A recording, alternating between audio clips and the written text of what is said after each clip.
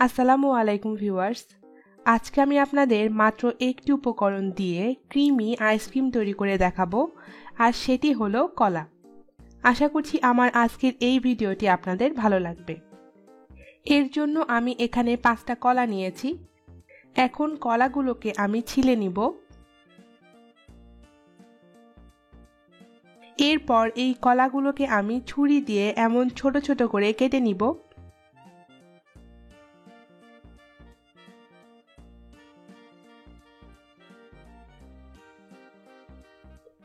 সবগুলো কলা কেটে নেওয়ার পর এগুলো আমি একটি বাটির মধ্যে ভরে নিব। এরপর বাটিটাকে ঢাকনা দিয়ে ঢেকে ডিপ ফ্রিজে রেখে দিব সারা রাতের জন্য, অথবা মিনিমাম 6 থেকে 7 ঘন্টার জন্য।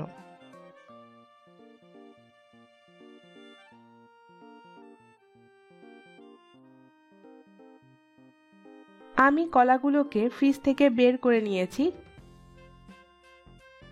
ফ্রিজে রাখার কারণে কলাটা জমে শক্ত হয়ে গেছে, তাই আমি একটি চামচ দিয়ে কলাগুলোকে বাটি থেকে আলাদা করে নিব।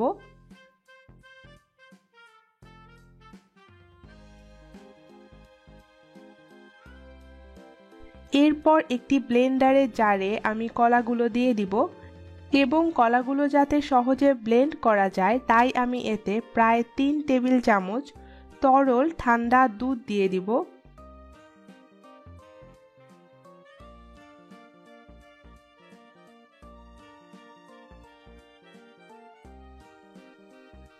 এবং এর টেস্টটা আরো বাড়ানোর জন্য আমি দিয়ে দিব 1 টেবিল চামচ মধু, তবে মধুটা এখানে অপশনাল।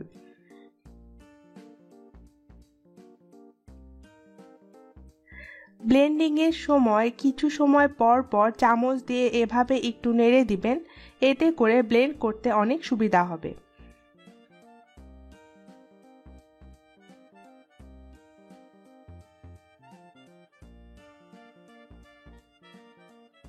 কলাগুলো আমি ভালো মতো ব্লেন্ড করে নিয়েছি। এখন এটাকে আমি একটি বাটির মধ্যে নিয়ে নিব। আপনারা চাইলে এই পর্যায়েও আইসক্রিমটা খেতে পারেন, তবে এটাকে আমি আবারও ডিপ ফ্রিজে রেখে দিব মিনিমাম 6 থেকে 7 ঘন্টার জন্য। আইসক্রিমটা জমে যাওয়ার পর এটা আমি ফ্রিজ থেকে বের করে নিয়েছি। এখন এই আইসক্রিমটা রেডি হয়ে গেছে। এখন এটা আমি পরিবেশন পাত্রে তুলে নিচ্ছি।